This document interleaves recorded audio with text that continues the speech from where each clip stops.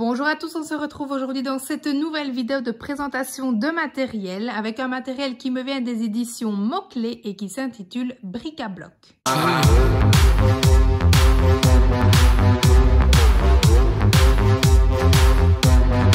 Vous inscrivez les chiffres de 1 à 10 sur les bords de la boîte, vous détachez toutes les pièces et puis vous les triez dans les bons compartiments. Chaque joueur a un plateau quadrillé, le principe sera donc très simple. Le joueur va lancer le dé, donc vous prenez un dé dans la boîte et le premier qui aura rempli sa grille aura remporté la partie. Donc par exemple, si vous tombez sur 5, eh bien le patient prendra une tuile à 5. Évidemment, vous avez des tuiles proposées dans différents formats.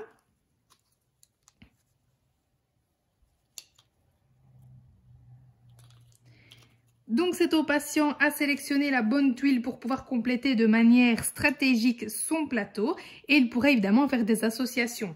Par exemple prendre 4 et 1 ici pour faire 5. Ensuite pour une partie avancée vous allez prendre de 2 à 3 dés, lancer les dés et réaliser 2 opérations avec ceux-ci. En tout cas si vous prenez 3 dés. Le patient va par exemple faire 3 x 2, 6, plus 2, 8. Et il pourra prendre donc le nombre de tuiles en fonction du résultat. Si votre patient évidemment est en trop grande difficulté, vous allez pouvoir proposer ici une fiche aide-mémoire où le patient pourra disposer les dés comme il en a envie évidemment en fonction du résultat aussi souhaité puisqu'il peut aussi y réfléchir de manière stratégique et peut-être faire 2 x 2 au lieu de 3 x 2, etc. Et il aura donc comme ça l'aide visuelle pour l'aider. Même chose si vous ne voulez utiliser que 2 dés et notamment réaliser uniquement des additions. Vous avez également un petit plateau avec les aides visuelles. Évidemment, au fur et à mesure de la partie, puisque les plateaux vont se remplir, les résultats seront trop conséquents. Donc vous allez retirer d'abord un dé et puis ensuite un deuxième jusqu'à ce qu'il n'y en ait plus qu'un pour essayer d'être le premier à remplir son plateau. Vous avez également une version plus petite de la grille et alors on vous propose aussi pour les enfants qui sont vraiment à l'aise de pouvoir user de stratégies et en tout cas les aider à développer leur stratégie. Par exemple avec le plateau en 5 x 5, le premier qui va terminer une colonne ou une ligne peut par exemple à la fin de son tour relancer le dé.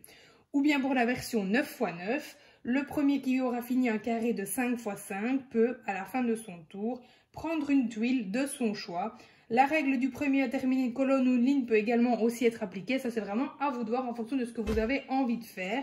Mais vous pouvez donc du coup comme ça apporter des petites subtilités au jeu pour que le patient développe ses stratégies et donc réfléchisse et anticipe avant de jouer. Voici donc pour cette nouvelle présentation de jeu. J'espère en tout cas avoir été assez claire dans mes explications.